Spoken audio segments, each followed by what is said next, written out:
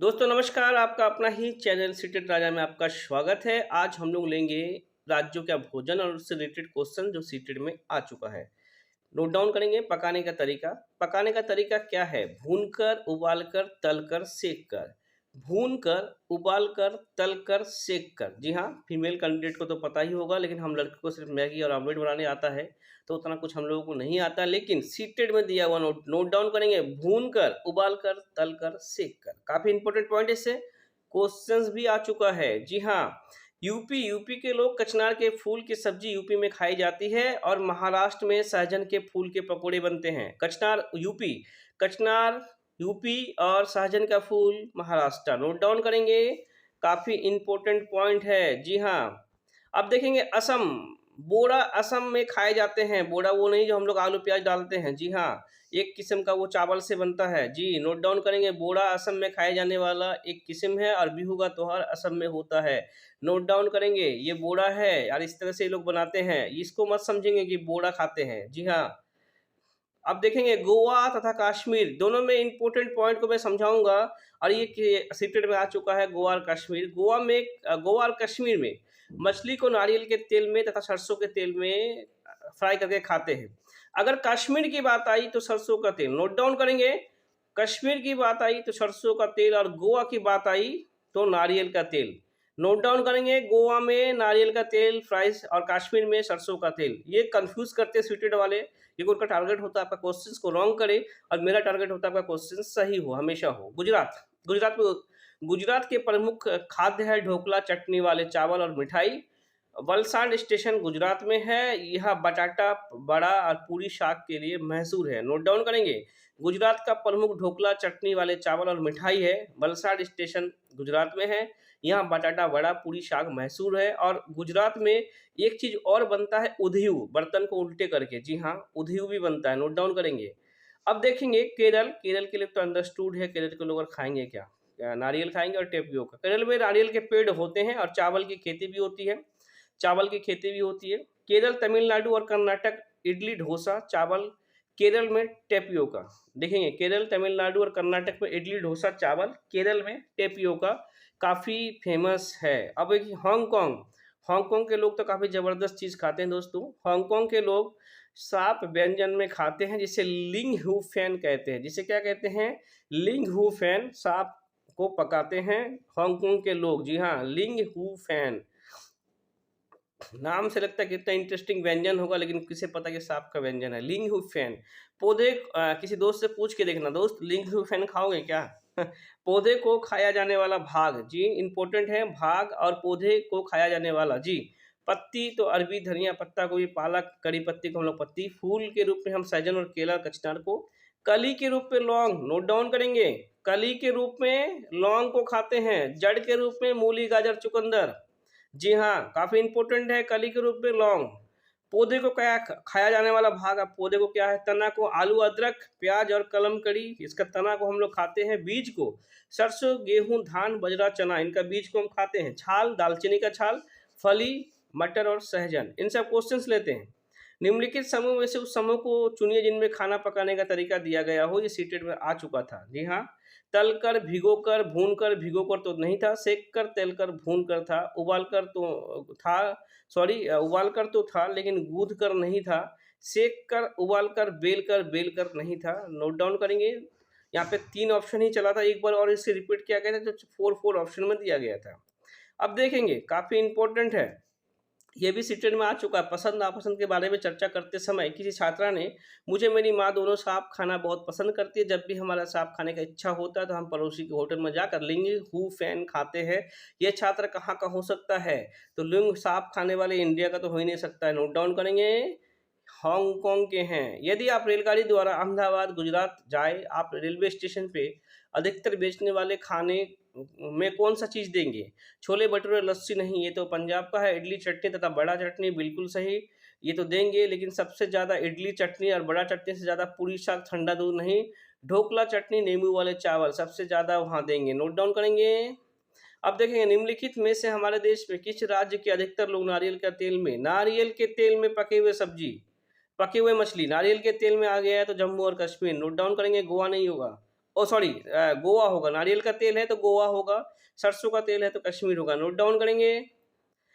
अब देखेंगे नारियल डली हुई किसी भी करी को उबालने के साथ, नारियल डली हुई किसी भी चीज को उबालने के साथ टेपियोका निम्नलिखित क्षेत्र में प्रिय भोजन है, तो ये है केरल का भोजन। नोट डाउन करेंगे। इनको भी कंप्लीट करा दे। पदार्थों का पृथक्करण, इनसे भी क्वेश्चंस आता है। दैनिक जीवन में हम ऐसे बहुत से उदाहरण देखते हैं जिनमें हम पदार्थों के किसी मिश्रण से पदार्थों को पृथक करते हुए देखते हैं। जैसे कि देखिए चाय को छानते हैं तो पदार्थों से छलनी से चाय की पत्तियों को छलनी द्वारा पृथक करते हैं। दूध या दही को मंथन करके मक्खन को हम लोग निकालते हैं, मंथन करके। जी हाँ, काफ़ी इंपॉर्टेंट क्वेश्चन है, इससे सीटेड क्वेश्चन पूछने लगी है, जिसका मैंने एक अलग चैप्टर बना दिया ताकि आप लोगों को आसानी से समझ में आ जाए। पृथक्करण की विधियाँ, हस्त चयन हो सकता है, हाथ से, थ्रेशरिंग से हो सकता है, निष्पावन से हो सकता है, चालान से हो सकता है, अवसादन से हो सकता है, निस्तारण से हो सकता है, निस्यंदन से हो सकता है। नोट डाउन करेंगे, निस्यंदन से भी हो सकता है। अब हस्त चयन देखते हैं। हस्त चयन की इस विधि से उपयोग गेहूं, चावल, दालों से कुछ बड़े मिट्टी के कणों को पत्थर तथा भूसे को पृथक करने के लिए किया जाता है। जैसे कि हमारे यहाँ भी माँ बहनें सूप में लेके कंकर को निकालती हैं। जी हाँ, नोट डाउन करेंगे। इसे हम हस्त चयन विधि कहते हैं। क्या कहते हैं? हस्त चयन विधि। अब देखेंगे थ्रेशरिंग। थ्रेशरिंग सूखे पेड़ की डंडियों को अन्य कणों अथवा अनाज को पृथक करने के प्रकरण में थ्रेशरिंग कहते हैं। नोट डाउन करेंगे। अनाज को पृथक करने का विधि को थ्रेशरिंग कहते हैं। इस प्रकरण में डंडियों को पीट कर अन्य कणों को पृथक किया जाता है। कभी कभी थ्रेशरिंग का कार्य बैलों की सहायता से भी किया जाता है। अत्यधिक मात्रा में अन्य कण को डंडिया से पृथक करने के लिए थ्रेशरिंग मशीन का भी उपयोग करते हैं। एक तो इसे बार बार मारते हैं किसी चीज़ों में, जिससे अलग होता है, बैल भी लाते हैं और आजकल तो थ्रेशरिंग का मशीन भी आ चुका है। नोट डाउन करेंगे। अब आगे का पॉइंट लेंगे, निष्पावन। जी हाँ, अब ये क्या, निष्पावन का उपयोग पवन अथवा वायु के निष्पावन, एक तो इसका एक ट्रिक लिख सकते हैं, पावन है तो पवन, पावन, पावन का आकार हटा देंगे तो पवन, तो यानी कि ये वायु के साथ जो यह है, ये ट्रिक है, आपके माइंड में सेट हो जाएगा। निष्पावन का उपयोग पवनों तथा वायु के झोंके द्वारा मिश्रण से भारी तथा हल्के अवयवों को पृथक करने के लिए किया जाता है। साधारणतः किसान इस विधि का उपयोग हल्के भूसे और भारी अन्य कणों को पृथक करने के लिए भी करते हैं। जैसे कि यहाँ पे खड़े होके लेडीज कर रही है और वायु के साथ ये बाहर जा रहा है। कभी कभी आजकल तो कहीं कहीं पंखे भी लगा दिए जाते हैं, टेबल इस तरह का फैन, उसके आगे में ये डालते हैं तो ये बाहर वायु से निकलते हैं। इसे हम निष्पावन कहते हैं। क्या कहते हैं? निष्पावन। अब देखेंगे चालन। चालन क्या है? कभी कभी हम आटे से व्यंजन बनाने का इच्छा होती है तो हम इसे उपस्थित चोकर तथा अन्य अशुद्धियों को पृथक करने की आवश्यकता होती है, इसे हम चलनी या छन्नी का उपयोग करते हैं। नोट डाउन करेंगे। और अब मकान बनाने में जो बालू को भी छानते हैं, ये भी चालन ही कहते हैं। इसे क्या कहते हैं? चालन ही कहते हैं। नोट डाउन करेंगे। अब इम्पोर्टेंट पॉइंट है, जी हाँ, अवसादन, निस्तारण तथा निस्यंदन। अब जी हाँ, काफी इम्पोर्टेंट है। अपसादन, निस्तारण एवं निस्यंदन। कभी कभी मिश्रण के अवयवों को निष्पावन अथवा हस्तचयन द्वारा पृथक करना संभव नहीं होता है। उदाहरण के लिए चावल तथा दाल में धूल, मिट्टी जैसे हल्के कण हो सकते हैं, लेकिन चावल तथा दाल को पकने से पहले जल से धोया जाता है। नोट डाउन करेंगे। पकने से पहले क्या किया जाता है? जल से धोया जाता है। देखेंगे मिट्टी के जल का मिश्रण, ये मिट्टी है, जी हाँ, इसमें डलती है। और इसी को कैसे अलग करेंगे? काफी नमक को भी अलग करने का विधि है, अभी आगे चेक करते हैं। एकदम टेंशन ना ले, आसान भाषाओं में मिलेगा। मिश्रण में जल मिलाने पर भारी अवयवों को नीचे तली में बैठ जाने का प्रकरण अपसादन कहते हैं। जैसे कि मिट्टी बैठ गया ना नीचे, इसे हम क्या कहते हैं? अपसादन। ये मिट्टी बैठ गई है, मतलब अब अपसादित मिश्रण को बिना हिलाए जल को मिट्टी सहित उड़ने की क्रिया को निस्तारण कहते हैं। अगर मिट्टी के साथ ही जल उड़ गया तब तो इसे निस्तारण कहेंगे। काफी इंपॉर्टेंट पॉइंट है। देखिए मिट्टी एवं जल के मिश्रण, ये देखिए मिट्टी यहाँ पे है और मिट्टी यहाँ पे है और निस्तारण हो गया, ये पानी को निकाल दिए गए, तो इसे हम क्या कहेंगे? निस्तारण कहेंगे। जी हाँ, काफी इंपॉर्टेंट पॉइंट है। तेल तथा जल को उनसे मिश्रित से इसी विधि से पृथक किया जाता है। नोट डाउन करेंगे। तेल और जल को, यानी कि ऊपर का भाग तेल होगा, तेल को निकालिए, नीचे का भाग पानी रहेगा, इसी विधि से हम लोग करते हैं। अब देखेंगे चाय तैयार करने के बाद चाय की पत्तियों के लिए अक्सर आप छलनी का उपयोग करते हैं, इसे निस्यंदन कहते हैं। ना फिल्टर करना, मतलब इसका मतलब है निस्यंदन, सबसे लास्ट में निस्यंदन करते हैं, इसे हम कहते हैं। नोट डाउन करेंगे। आप देखेंगे वाष्पन, इनसे भी क्वेश्चंस आ चुका है। एक बीकर में थोड़ा-सा जल लेकर उसमें 2 चम्मच नमक डालिए और अच्छी तरह से हिलाइए। नमक के जल से भरे बीकर को गर्म कीजिए, जल को उबालकर उड़ने दीजिए।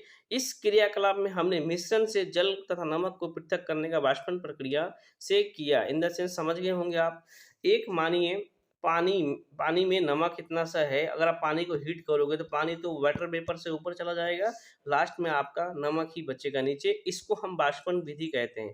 इसे हम क्या कहते हैं? इसे हम वाष्पन विधि कहते हैं। नोट डाउन करेंगे। पिक में आप देख भी सकते हैं, अगर यहाँ पे हम हीट करेंगे तो पानी उड़ जाएगा, तो बाद में ये नमक बचेगा, इसे हम वाष्पन विधि कहेंगे। अब आगे देखेंगे, वाष्पन तथा संघनन, जी हाँ, काफ़ी इम्पोर्टेंट पॉइंट है। वाष्प रेत और नमक के मिश्रण को लीजिए, वाह! काफ़ी इम्पोर्टेंट है, और इसे आप कैसे पृथक करेंगे?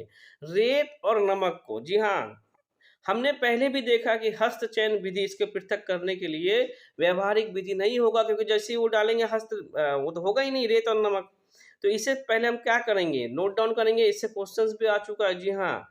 इस प्रकार हम मिश्रण को नमक से, रेत से, जल से निस्तारण, पहले निस्तारण करेंगे, क्या करेंगे? निस्तारण करेंगे, फिर निस्यंदन करेंगे, फिर इसको छानेंगे, फिर वाष्पन करेंगे, फिर इसको हीट करेंगे, फिर संघनन, हीट करने के बाद जब हम उसको करेंगे तो पानी ऊपर की ओर चला जाएगा और नमक बच जाएगा। तो पहले क्या करेंगे? नौ नौ व शौ, एक ट्रिक ले लेंगे इसका। नौ नौ व शौ, नौ नौ व शौ, निस्तारण, निस्यंदन, वाष्पन तथा संघनन। नोट डाउन करेंगे, निस्तारण, निस्यंदन, वाष्पन तथा संघनन। जी हाँ, आपने कोई विधि द्वारा जल से जंक जैसी अशुद्धियों को पृथक करने का प्रयास किया। कभी कभी सभी विधियों का उपयोग करने पर भी जल में थोड़ा सा पंकिल रह जाता, इन अशुद्धियों को पूरी तरह से हटा सकते हैं। इससे निस्यंदित जल को एक गिलास में लीजिए, फिटकरी के एक टुकड़े धागे से बांधकर इस जल को निलंबित करने को घुमाइए और जल स्वच्छ हो जाएगा। जी हाँ, काफी इंपॉर्टेंट पॉइंट है। अब इनसे क्वेश्चंस लेते हैं। एक किसान दाने को भूसे से अलग करना चाहते हैं, इस प्रक्रिया को क्या कहेंगे? इसे क्या कहेंगे? नोट डाउन करेंगे। मैंने कहा था पावन, पावन यानी पवन, इनकी दाने को भूसा से अलग करेंगे, निष्पावन। नोट डाउन करेंगे। अब देखेंगे, पानी से अशुद्धियाँ, दही से मक्खन, गेहूं से छोटे छोटे कंकर आदि को अलग करने का क्रिया को क्या कहेंगे? आप देखेंगे, इसे क्या कहेंगे? इसे हम कहेंगे पृथक्करण करना। क्योंकि गेहूं से कंकर को अलग कर रहे हैं, तो इसे हम क्या कहेंगे? पृथक्करण करना कहेंगे। नोट डाउन करेंगे। क्वेश्चन नंबर 3 लेंगे। किसी एक कपड़े पर दूध को उड़ेलते हैं और मलाई उस पर रह जाती है, यह प्रक्रिया क्या कहलाएगी? काफी इंपॉर्टेंट है। किसी कपड़े में हम दूध को तो चालते हैं, इसे चालन विधि तो कहेंगे। चलनी से ही तो हम चाय पत्ती को भी छान रहे थे, मलाई रह जाती है, तो हम चालन विधि कहते हैं। नोट डाउन करेंगे। समुद्र के जल से नमक डैश की प्रक्रिया द्वारा प्राप्त होता है। जी हाँ, वाष्पन। किससे प्राप्त होता है? वाष्पन से प्राप्त होता है। क्योंकि हम लोगों ने देखा था, हीट करते हैं, हीट करने के बाद वो पानी वाटर वेपर में जाता है, तो हीट करने के बाद वाष्पन से ये हमें ये नमक प्राप्त होता है। धान के दोनों को डंडियों से पृथक करने को क्या कहते हैं? धान और के दाने और डंडियों को जो हम पृथक कर रहे थे, हम थ्रेशरिंग कह रहे थे, हम लोगों ने अभी पढ़ा। अब देखेंगे लास्ट क्वेश्चंस। रेखा की माँ डैश के लिए रोजाना तालाब में लाए पानी में फिटकरी डालती है, तो रेखा का माँ इसे क्यों कर रही है? पानी में मौजूद कीटाणुओं को खत्म करने के लिए, एकदम नहीं, पानी को रंगित करने के लिए, हल्के निलंबित अपद्रव्यों को अपशातित करने के लिए रेखा की माँ फिटकरी डाल रही थी। दोस्तों, चैनल पे आपको 2011 से लेकर 21 तक का प्रीवियस ईयर पेपर और डिजिटल क्लास कंटेंट दोनों को कंबाइन नहीं कर लेंगे। इस बार का सीटेड स्कोप तो ठीक ही में मैजिकल तरीके से फर्स्ट अटेम्प्ट में हम निकालोगे। सीटेड का बनना है राजा। सब्सक्राइब करें सीटेड राजा। जय हिंद, जय भारत।